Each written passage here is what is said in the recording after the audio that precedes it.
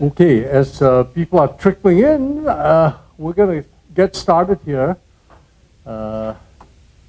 Welcome to everyone to this ISTEC Distinguished Lecture on this balmy spring day on the planet Hoth.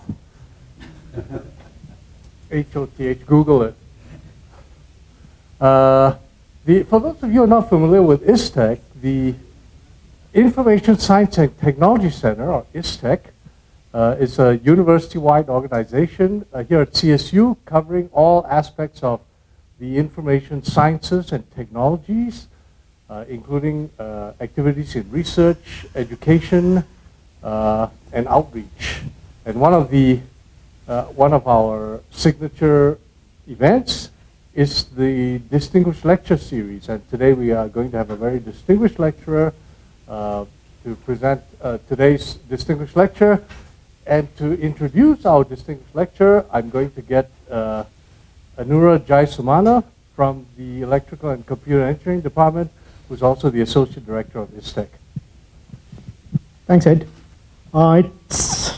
It's my great pleasure to introduce today's speaker, Henning Schulstrin, who is the Levi Professor of Computer Science at Columbia University. He got his PhD from University of Massachusetts at Amherst, and he started his career at AT&T Bell Labs as a member of technical staff, and then joined Columbia, where he also served as the department head from 2004 to 2009. He served first as an engineering fellow, then as a technology advisor, and also as the chief technology officer at the U.S. Federal Communications Commission from 2000 to 2017. So, you know, his talk will be very interesting because of this experience. He has published more than 250 journal and conference papers and more than 70 internet RFCs. Some of you may not be familiar with internet RFCs. This is how internet standards are developed, and you know, the process is actually tougher than peer review process. You have to get it, defend it in front of a live audience, and they ultimately vote. They have their own interests and so forth. So it's very impressive.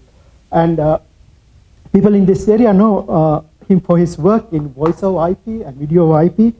So he co-developed protocols like RTP, RTSP, and SIP that's used in almost every video conferencing and telephone voice over IP conferencing system. He's a fellow of the ACM and IEEE. He received the New York City's Mayor's Award for Excellence in Science and Technology, the One Pioneer Award, TCCC Technology Committee in Computer Communication Service Award, IEEE Internet Award, William Terry Award for Lifetime Distinguished Service to IEEE, UMass Computer Science Alumni Recognition, and he's also a member of Internet Hall of Fame. He understates things because I know many other activities that Henning has done. You know, for example, EDAS is his baby. We all use EDAS to submit papers. So without further ado, I'll hand it over to Henning. Thank you. Okay, thank you. It's been an honor and certainly a pleasure to be here. Particularly yesterday was much nicer than today, and I got to experience a little bit of your kind of outdoor one, and I have to say I'm quite envious. I have to drive a much longer distance for much smaller mountains than you do. So just a really nice experience. First time that I've had the pleasure of being in Fort Collins in particular. Let me see if I can get this closer.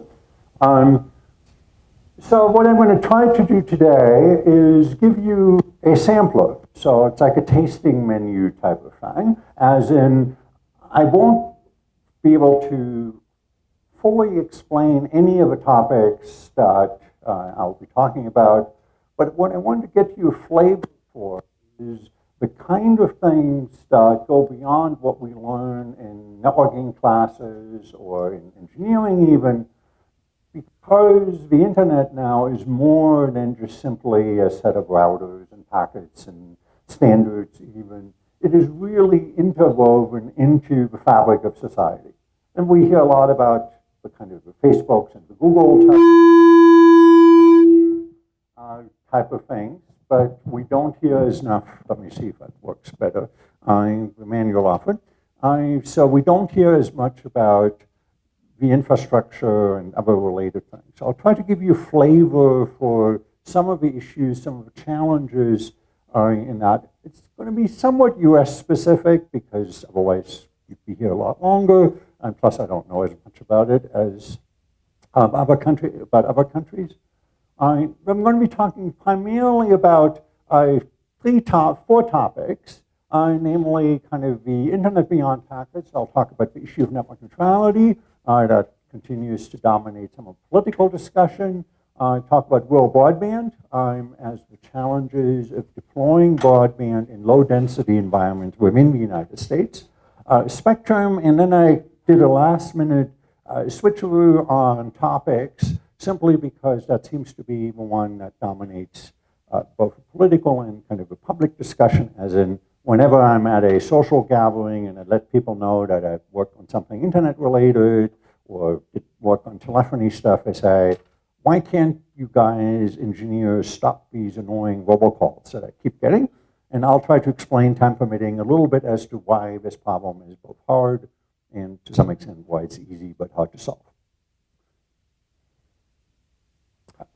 So, in more detail, in the network neutrality realm, what I've tried to convince you that while we as engineers or related to engineers tend to think of network neutrality and open internet as an engineering problem, as a technical problem, fundamentally that's not the case. It is an economics problem. Namely, it's who gets the rent of having a monopoly type of or near monopoly environment in the networking world.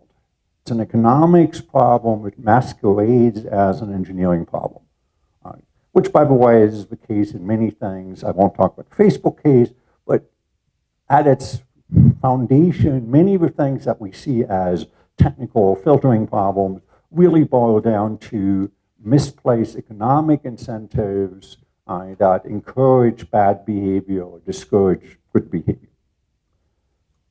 The second problem tried to tackle for about 20 years now, the US and most other developing and developed countries have tried to make internet access universal, particularly among low density areas and low income populations.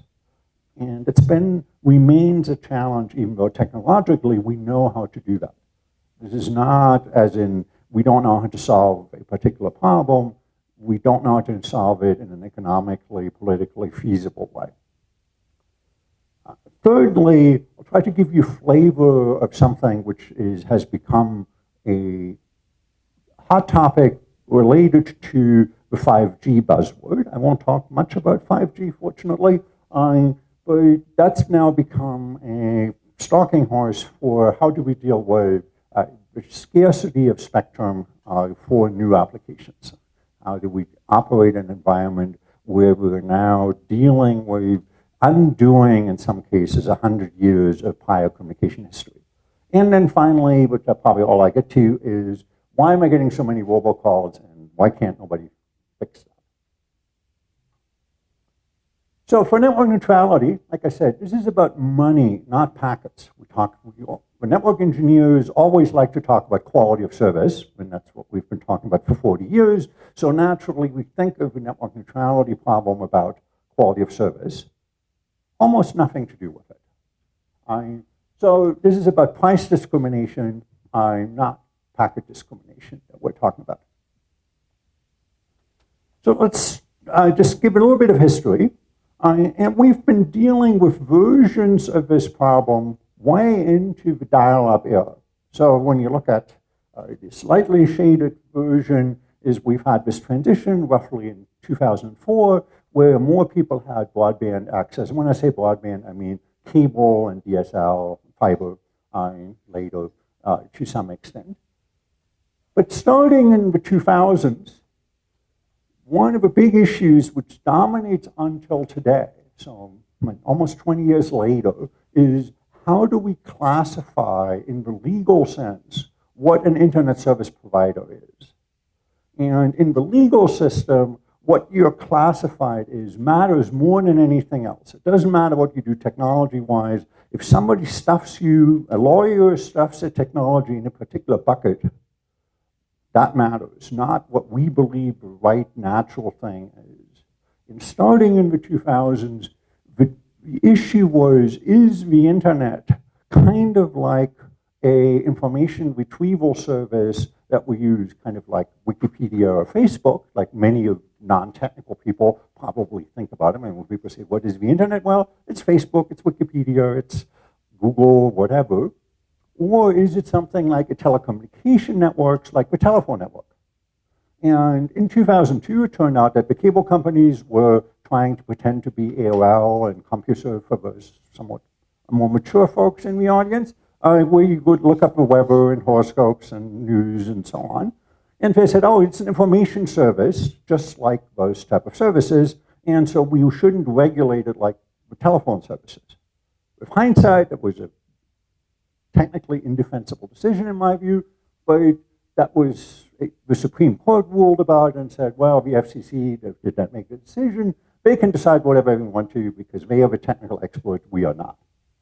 And so the issue percolated. The first open internet, this is the legal regulatory term that's used for network neutrality, in 2010, and we've been dealing with that since then to this month earlier when Congress got involved.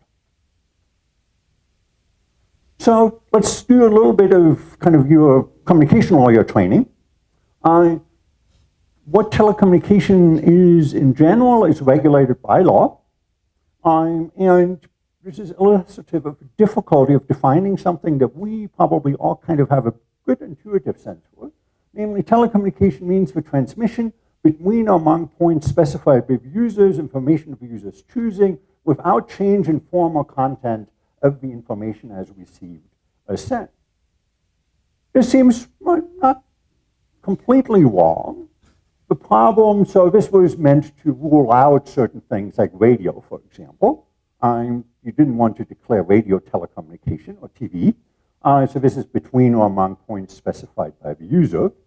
Information of the user's choosing, again, to rule out radio and TV, and to rule out like a LexisNexis or Wikipedia to rule those in. And the problem is where somebody said without change in form or content. So the notion was it was like translation from English into Spanish or from one protocol to another protocol. But we routinely do that in networks. And that has been the bone of contention that you now have information access and transformation happening in that, which led to this classification issue. The others are just related to that. So information services are users of telecommunication services, but there's now this, as opposed to, so the idea was, for those of you who've done networking, you all remember your layer model. Namely, you have kind of the lower layers that do transmission, and then you have applications on top of it. So the idea was information services, kind of maybe the IS part of ISTech, reside on top of telecommunication services. That was the naive world that existed and worked for a number of years. It stopped working when internet, in particular, does interesting things. It stores information, content distribution network. It does some transformations, for example, translates between, say, Ethernet packets and IP packets at some router level, as in that. It does some processing, as in there's a CPU involved somewhere. And it might retrieve it from a CDN, and so on.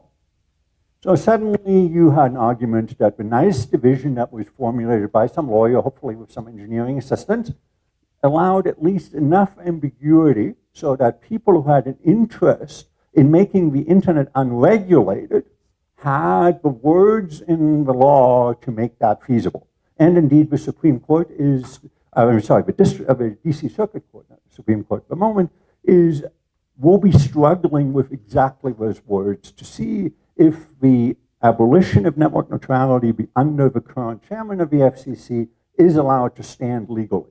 And that will hinge on interpreting those words in the statute.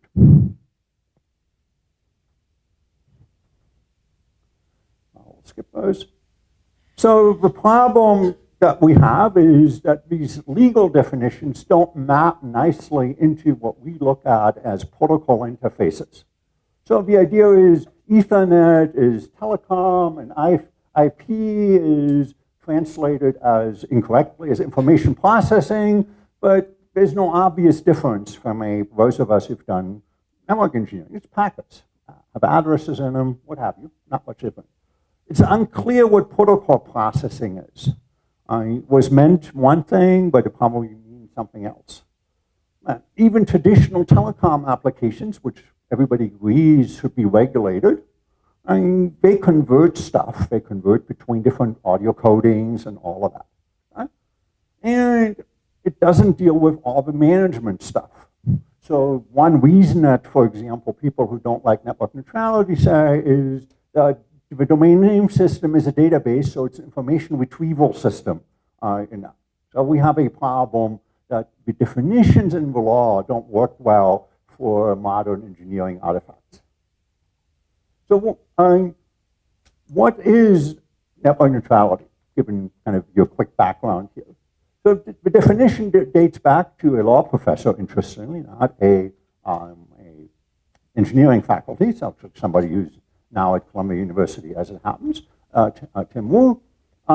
So the idea is a network neutral internet is an internet that does not favor one application, the World Wide Web, which just emerged, over others, say email. That's really all there is in the original paper in that. That doesn't help you a lot. So quality of service comes in. What does favor mean? Networks favor things all the time inadvertently, by distance, by the nature of some sort, traffic nature, all of that. So the other view is that the internet is really a platform. We talk about this a lot. Google, Facebook are platforms that bring together two types of users, namely advertisers on one side and eyeballs, you and I, and sometimes they see us as the product that we're being sold to the Facebook advertisers, but inherently they're a platform. And the internet can be seen as the same thing. Right? So for providers, for example, you could argue you want reasonable, non-discriminatory access. And for the consumer side, you want to give them access to all of the legal side of the internet. Nobody advocates for giving people access to child pornography or anything like that. You know. The difficulty arises that if you want a neutral internet, which seems like an inherently not unreasonable thing, and if you want to make it more specific, as in what does that mean to both sides of the market, the providers of content and the consumers of content, is that absolute equality is hard to accomplish. We know this from other areas of life, that even if you want equal treatment, genders, races, whatever, the details matter because where do people come from, what people do, etc. So for example, the transmission control protocol for the internet that does reliable transmission is latency sensitive. If you're further away, all things being equal, you get worse performance. Different applications in the internet react to impairments in the network differently. Some are more latency sensitive, some are more loss sensitive, packet loss sensitive, and so on. So same network, different effects on different applications, and so you may wonder whether this gives you like a differentiation that you would want, namely different applications want different things. Would you then prohibit that? So the Wikipedia definition, which is not based on anything, but is not a bad one, and as in it's not based on law article or any law itself, is no restriction by internet service providers or governments on content-side platforms and the kind of equipment that should be attached. Again, this goes back, even the FCC has struggled with that when the internet became more mature. Starting in 2005, the FCC issued an informal statement saying, based on a speech that was given by the chairman of the FCC, and so the idea of the freedoms that you should have is people should be able to access the lawful internet content of their choice, run applications, legal devices, which is often kind of ignored, as in you should be able to attach whatever devices you want, and you want competition among network providers. That was the original definition, but it had no force of law. It was simply, these are good things, please do that. And this often gets abbreviated as any lawful content, lawful application, lawful device, any provider. And again, the lawful part is because you don't want Congress people get worried about kind of shady content on the network. So why would people not be neutral? What's the motivation for that? This wouldn't be a fight if everybody agreed on these relatively innocent-seeming principles. Everybody would say, this is a good speech, we can all move on, feel good about ourselves, and just fight about something else. So there's one, which is, one, people might have political motivations. Do not like certain content or certain applications. And this has happened on small scale. So a Canadian network operator had a strike in-house, and they blocked temporarily the union website because they didn't want that particular viewpoint to reach their customers. Probably a stupid move, got a lot more attention to the union website than they otherwise had, but that was a political, or somewhat political motivation.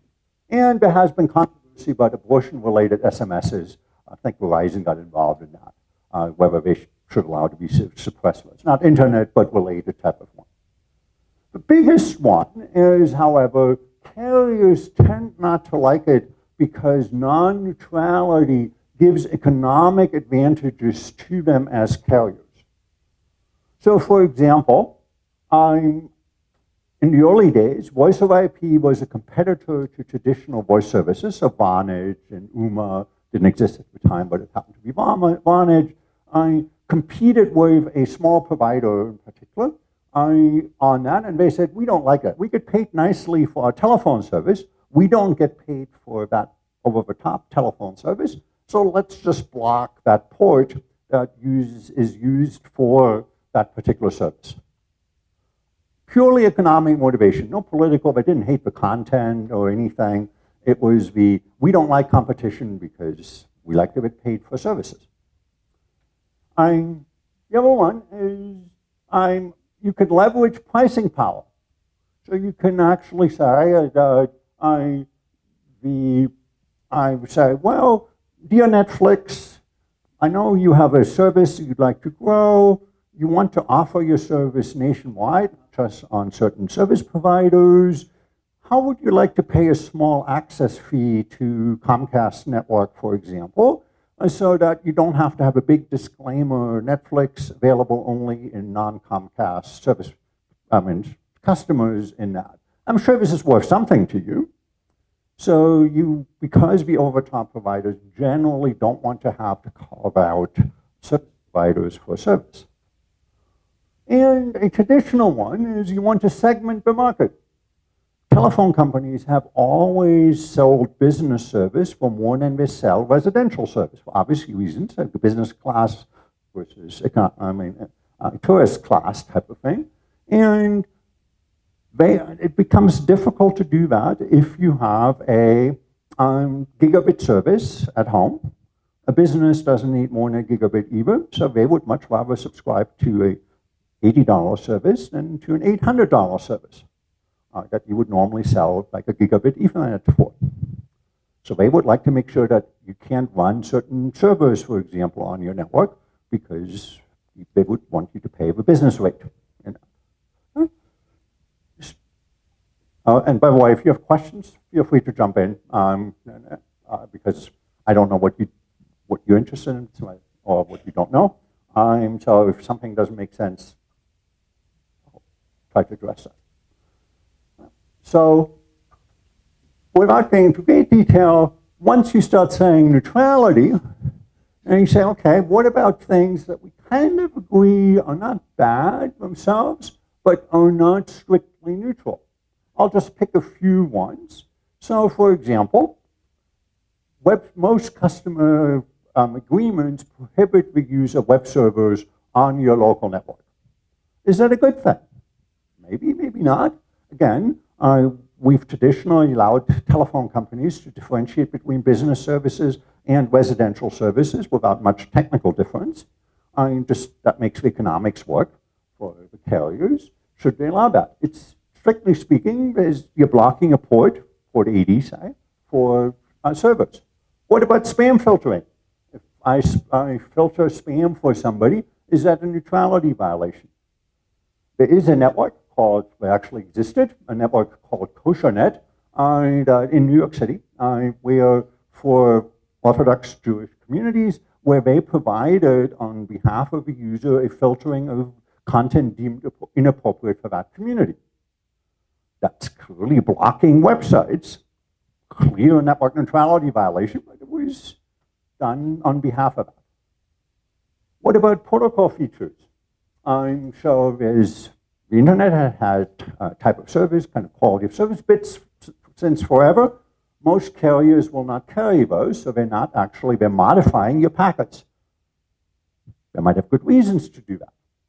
So it gets all kind of complicated once you go into some of the details. Some are easier to solve than others.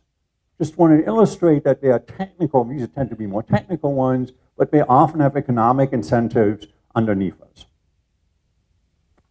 So other countries have had versions that would clearly be seen as non-neutral. So this is a large Australian company. So they offered two services and gave you unlimited access within Australia to Facebook, Twitter, eBay, MySpace. You can tell this was a while ago. LinkedIn and Foursquare for just $4.95, which is your best deal. Or you got no other access at all. That's all you got. Or you got some data value, peak and non-peak hours and that, except for unlimited access to those type of sites. And so it's a pretty cheap deal. It's not the internet in and of itself. I mean, it's some small fraction or some large fraction, depending on what your usage habits are. But that's clearly a version that you might want to offer as a carrier, because you might get certain people who don't want to pay $20 Australian, but who only want to go on whatever, MySpace. Very much more recently controversial, there is a service, I don't know if anybody has heard of Free Basics? Nope. So Facebook tried a kind of, in their usual, somewhat ham-fisted way, they said, okay, we care about access for people, particularly in low-income countries, to the internet.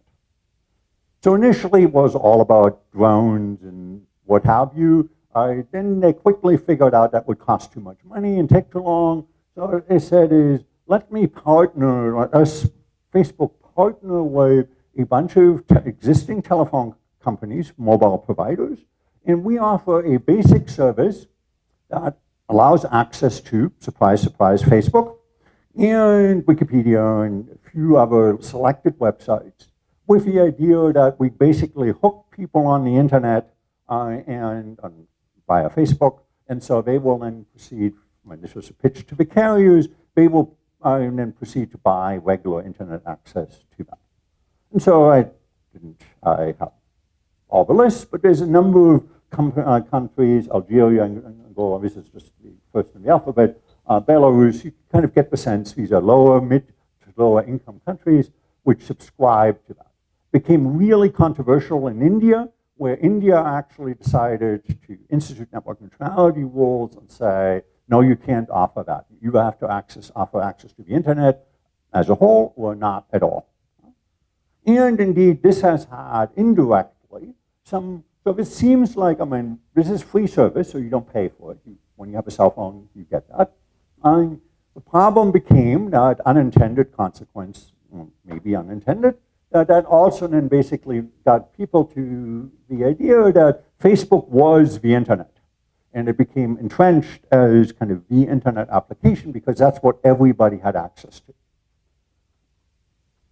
So again, this is a classical network neutrality issue where you now have Facebook made the argument, not completely unreasonable, hey, this is better than nothing. We give people some flavor of the internet. They'll get used to it, digital literacy, all of that good stuff. And then they can graduate to the full internet if they want to, if they have the money to do that. But but it had consequences far beyond just the legal one, as in it led to some of the negative consequences imposed in countries that had to deal with election interference and all of that. So again, let's talk a little bit more formally. The internet actually is, think of it as something we buy, but there's actually two markets where we have the edge market, namely the transit network, content distribution, the content itself, and we have the consumer market, generally the access market. So Comcast and Verizon, could be mobile, could be fixed line. Okay? Both of those, we tend to think in the network neutrality discussion largely about the consumer market. Often the more interesting one is the content provider, the Netflix example that I gave, as in there's much more leverage that the service provider has towards the providers of content than it's often to the providers of, to the consumers of content, simply because the providers of content generally don't have a choice. They want to make their services available everywhere, not just to one service provider. I often, as a consumer, have at least one other choice that I can use to get access if somebody behaves badly enough. So the debate that we had, we've been having this debate now for 20 years, essentially. The arguments don't seem to change much. So we have the open internet advocates that basically say we want no prioritization of content, we generally want flat rates, access applied to all networks. Then we have more free market advocates, some independent, some sponsored by the carriers, is that we don't really have a problem. Websites don't really get blocked all that much, legal websites. We don't want regulators to interfere in business arrangements and that. Plus, I built the network. It's my network to decide what to do with that. And if there's a problem, we have laws against monopoly and so on. But the problem that we now have is we have the economic consideration, but the internet also has become an instrument of civic discourse, as in blocking the internet. I mean, this is what happens now when presidents complain about Twitter followers, is that it's become a means of political discourse and a way to reach voters and others. It's become one of economic opportunity, namely which startups do you allow to flourish and which ones not. And then we also don't want to create a multitude of different internets, kind of like cable TV, where what version of entertainment you get depends on which channels you subscribe to in that, which version of the internet do you subscribe to. Plus, the internet used to be simple. We used to have basically a world where you had TV on one side, and you had internet service providers, CompuServe and America Online and all that, and you had telecommunication carriers that just provided wires, and you used a modem to connect to that. AOL operated modems, but they didn't operate telephone lines, and you had these are local exchange carriers, telephone companies, that were not providing any of these services. So the world was nicely divided in that the telephone companies had very little opportunity because all they had was dial-up, was to differentiate between traffic and so on. So this wasn't really a problem. Now the world is much more complicated. Almost all the major telecom operators own or distribute content. In case you don't know, AT&T owns CNN indirectly through Time Warner and HBO, and movies like Harry Potter movies. Comcast not just is a cable company, they own Sky satellite services, which have Sportscast. They own a lot of sports franchises, not because they care about sports, although I suspect they don't mind the Sky boxes for their executives, but it's largely that's one of the most desirable content to distribute. Can't get it any other way. They own DreamWorks, right? And this is sports teams. They own NBC Sports. Right? So they own a lot of content, producers or aggregators of content. And Verizon tried to get into the same game. They were a little bit later to it, so they got the leftovers. So they got AOL and Yahoo and that, and they own a carrier as well.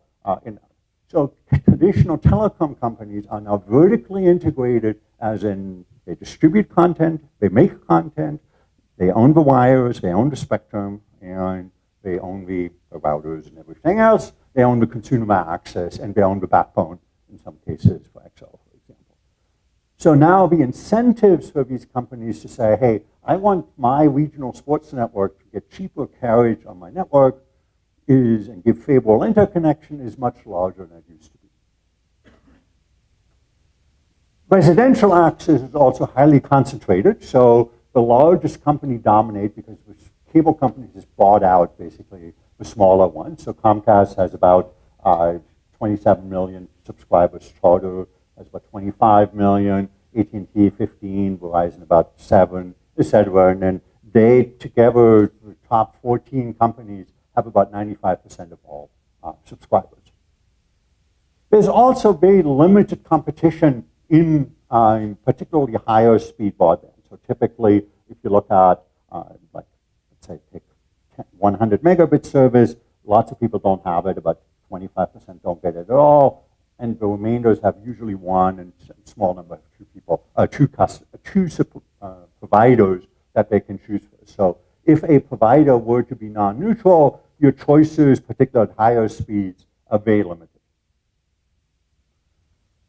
So the network neutrality debate has morphed, and this is the hard part for those of people who don't follow, kind of more interested in the newspaper. We've used the same term since 2003. It's always called network neutrality, but the meaning of that has shifted. So, for example, in 2015, suddenly privacy became part of network neutrality. Namely, are you allowed to monetize consumer information? Interconnection became an issue, namely, who do you have to interconnect with? Are you allowed to zero rate, meaning give certain type of traffic $0 carriage and you charge for others? This is what, say, T-Mobile did for video and audio services. Does this apply to tethering, for example? So when we talk about network neutrality in particular, there's any number of things you can do. You can do deep packet inspection, where you look deep inside the packet and say, oh, this is video content. Looks like HTTP, like web otherwise, but I can tell it's video. So I give it special treatment of some sort, better or worse. I can now block FaceTime or Skype, as has happened. In that, I can block transport protocols, and I can do the low-level type of stuff. Like, it's not just one layer, it's any layer that this can take place. And there have been any number of relatively high-profile cases. So there's one of the higher-profile ones, which mine was the DSL, a provider blocking voice over IP. Comcast blocked peer-to-peer video because traffic and competition concerns. AT&T blocked FaceTime for a while when they had largely 3G network. You had zero rating, video throttling. So we've had a history of different things happening over time. So in 2010, the first open internet rules were basically about transparency, no blocking, and no unreasonable discrimination between that. In short, the DC Circuit Appeals Court said transparency is fine, but those you can't do because of the legal stuff that I mentioned at the beginning. You don't have legal authority to actually do that. So the FCC went back in 2015 and said, well, we're just going to, basically the old stuff, which we tried to do like regulatory touch, didn't work.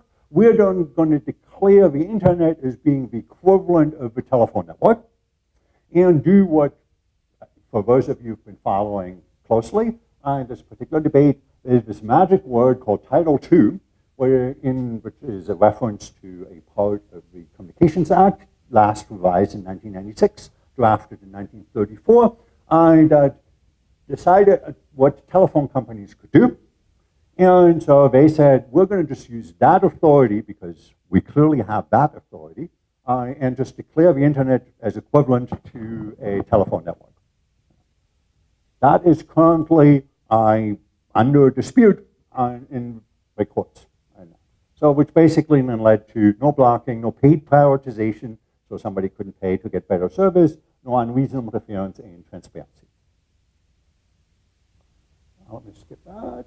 So the 2015 rules basically said no throttling, you can't block or impair services, you can't do paid prioritization, and you can see kind of this is the language out of the rules.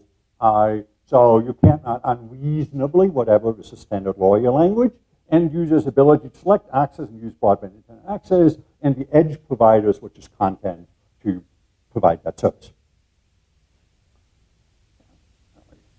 So, let's skip that. So in 2017, you remember 2016, we had an election at the presidential level. The short version is indirectly the president's party determines who is the chair of the Federal Communications Commission, who makes those rules. And so the new chairman of the FCC, Ajit Pai, came in, who had previously worked for Verizon in his previous life, came in and said, we don't need any of these 2015 Open Internet rules. They created the Internet Freedom Act rules, which basically took out all the rules that we had previously had, said the internet is an information service, internet access is an information service. The only thing left is the 2010 transparency rules. So currently we do not have any of the Open Internet rules on the books that were in place in 2015. At the moment, it is legal for any provider to do whatever they want to, subject to disclosure rules. They have to tell you in some way as to how they discriminate on. Hasn't happened a whole lot, honestly, with a few exceptions, but that's the current play of land. So you can see this is going back and forth, depending on what the court and the FCC political composition happens to be in that. And let me just skip that. So what's next is the rules became effective about a year ago. As usual, at any point in time, you get sued. And whatever outcome is, somebody will sue you for that if you're in the FCC. If it's not, might get appealed all the way to the Supreme Court. And indeed, in April 2019, as in this month, the House of Representatives actually voted, given the change in the 2018 election, there's a bill you can read, HR 1644, that was passed with relatively large majority, that reinstituted as law, which means the FCC, in principle, couldn't do anything about it. They're bound by law. And reinstituted the 2015 rules, roughly speaking, that I talked about a minute ago. Right? Now, the Senate, as you know, has a different majority. And so the bill has basically no chance to pass in the Senate until the Senate majority changes in that. So it's been largely symbolic, but that's the state of play. So congressionally, we are back to the 2015, except we're not. I'll just skip that. And let me just move on, so always have one other time. Any quick questions before I move on network neutrality? Yes, please.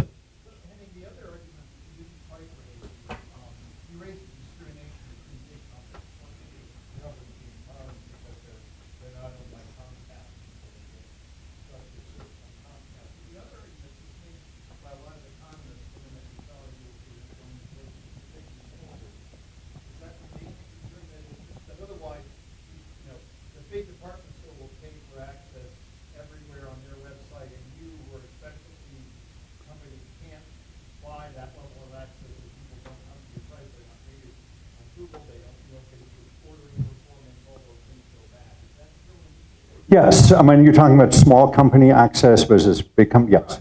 Yes, and so, and this was an issue in particular. So for example, one argument that was raised for when T-Mobile gave 0 rating, meaning it didn't count towards your monthly quota, when people, before the various versions of unlimited, Netflix and Hulu and YouTube was on there, but if CSU had a streaming video service to distribute lectures, say, nobody at T-Mobile would pay attention to them.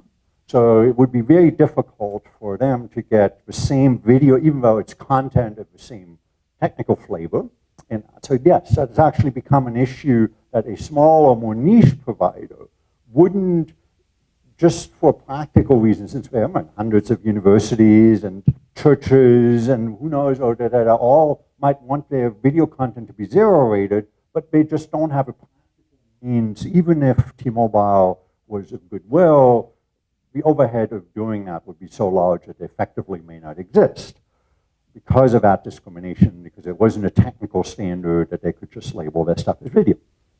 So that is indeed, it continues to be a problem that it is would favor the large companies in that. Now the big economic incentive tends to be reward large companies simply because Netflix has a lot more money than CSU does for spending on video, certainly. And so that's why I gave the example that the economic incentive, the big disputes tended to be between really big companies and slightly smaller content companies, simply because that's where you could extract money from. Any other questions or comments on that? Okay, let me talk a little bit about rural broadband, see how far I get in there. And they're connected, although I won't make the connection that strongly between network neutrality, all of that. Oh, it turns out there's actually local examples. I didn't realize it when I put the slides together. So rural broadband, the share of adults using the internet is dramatically different across the country. So in some parts of the country, we have 80+% of adults using the internet. In some other parts, and this is Saguash, probably mispronouncing that county in Colorado, we have only 5% doing that. Now, not all of it is access related. Some of it is education, economic opportunity, language in some cases. But in many cases, it's just there isn't internet available in the United States universally. And you can see there are pockets of unavailability, red pockets, pretty much spread all across the rural areas, and actually in some cases inner cities as well. It's harder to picture those. So by geography, if you look at no broadband access to that particular speed, so about 94% don't have a gigabit. This is in that, and 7%, relatively small, these don't have access to 25 megabits. But that 7% is all rural. This is essentially the rural parts of the United States. And then there's a really small part, which are the remote parts of Alaska and some other parts, which don't even have 3 megabits access.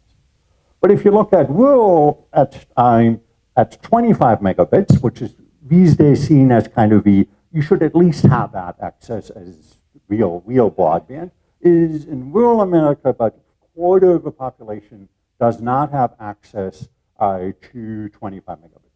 Surprisingly large part. For reasons which I won't go into, that number is probably underestimated.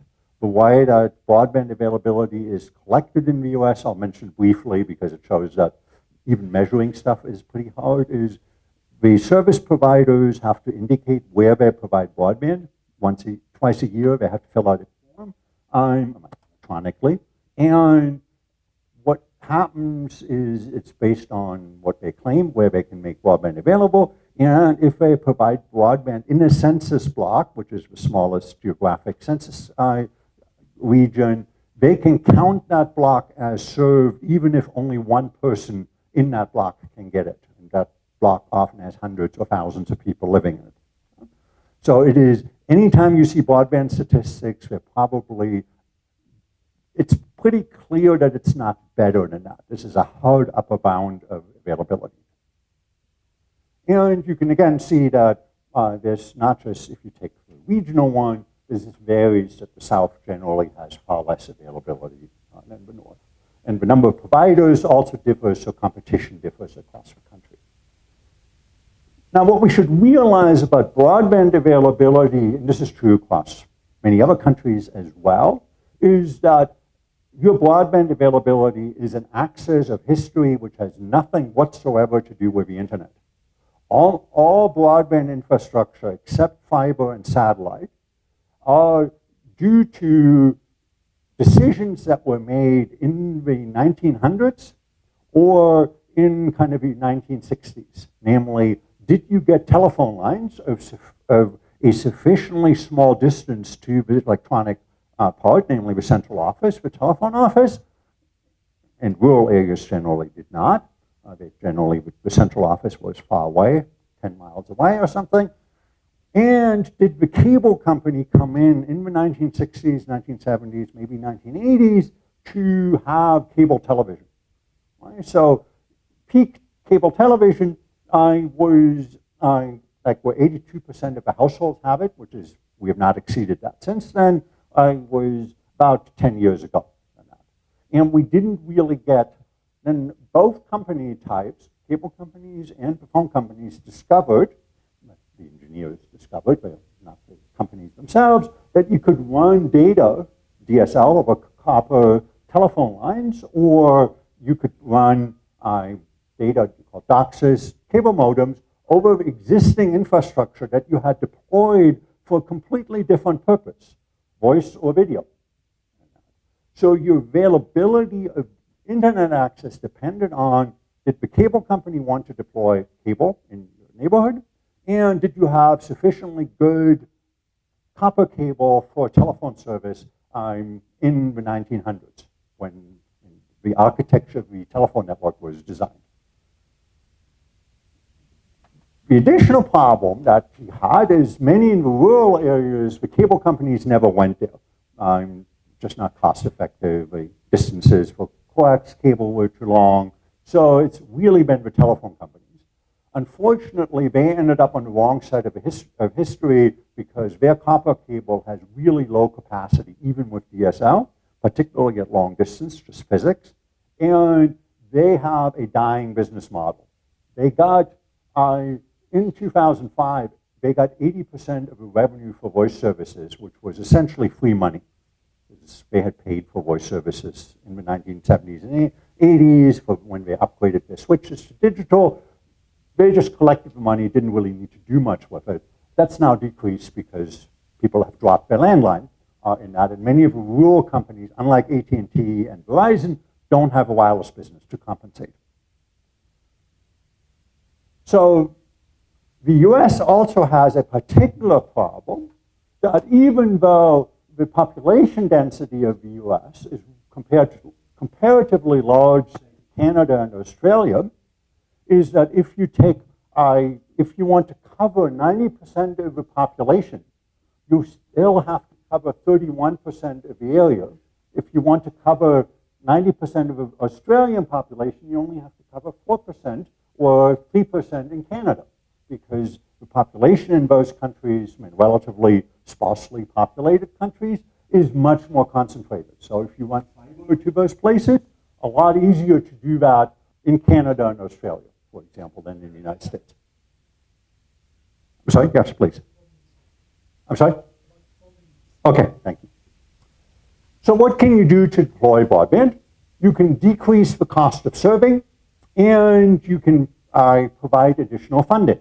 So people have actually, and it's largely a civil engineering thing, namely how can you make it cheaper to bury cable in that, and you pay each month, if you pay for a phone service, you pay in something called the Universal Service Fund, which gives money to phone companies, largely, not to cable companies, and not to others, to build broadband in that. So, for example, roughly collects $8 billion a year from U.S.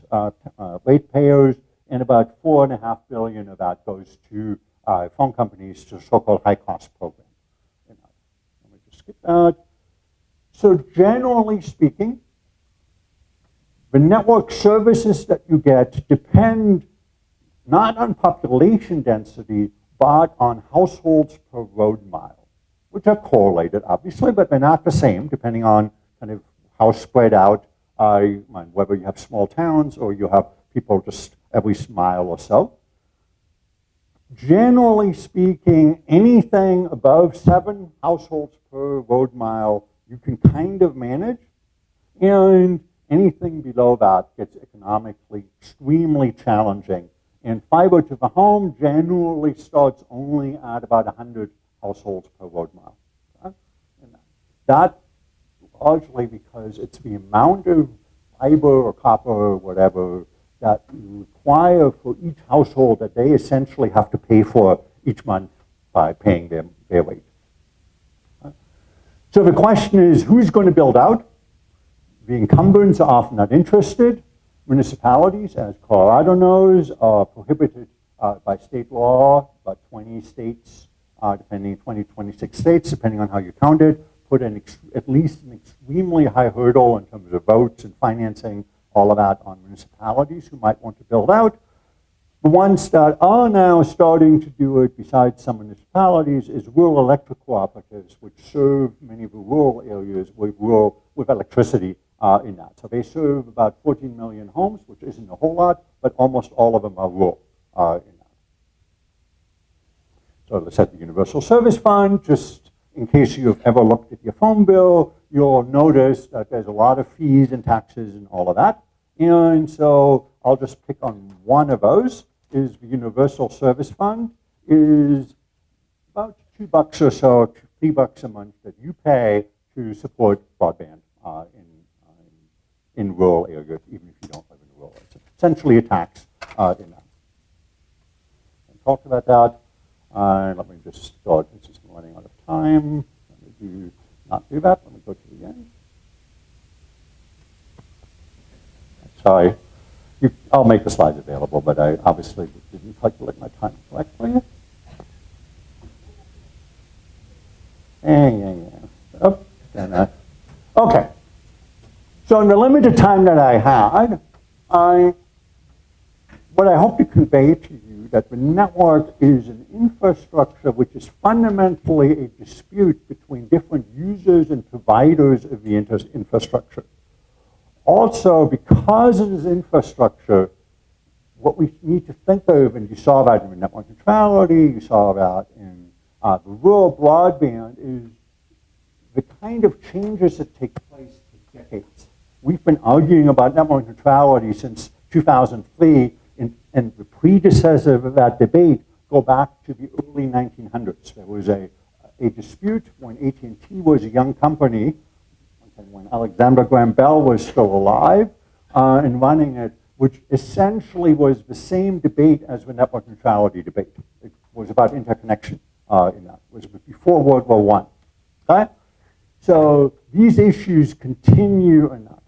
We've also seen extremely limited disruption in this space. Google Fiber tried and failed in that. There have not really been new entrants. The closest one are the rural electric cooperatives. Also, I didn't really talk about network performance as much. That has largely ceased to be a problem, except again for rural broadband to some extent in that, except maybe at the physical level. Just never rose when all the time I was at the FCC. Performance, again, except for rural, was not the major concern. And many of the problems that we had are problems of incentives, not technology feasibility. We know how to bring fiber to every household in the United States. It is not a technology problem. We just don't have $1,000 to $5,000 to actually make it happen. As in, we have that money, but we don't seem to have an efficient way to collect it from people who want it. Obviously, people are willing to spend $1,000 on a new iPhone, but they don't seem to be willing to spend $1,000 on fiber. Or they're politically infeasible because powerful industries don't like change. They like things the way they are because they're quite comfortable that way. Or again, there's an expense problem. So again, a limited sampling of the kind of issues, but to illustrate, I hope, some of the challenges in that. And if there's time, I'll gladly take questions or comments at this point. Let's start the speaker. Yeah, unfortunately, we don't have time for questions, but a quick announcement. The second talk by Professor Schulte will be held at LSC 3:30, 4 to 5 p.m. today. But before we let you go, just a quick item here of presenting to our distinguished lecturer a block which we presented to many children in the first appreciation of your Information Science and Technology Center.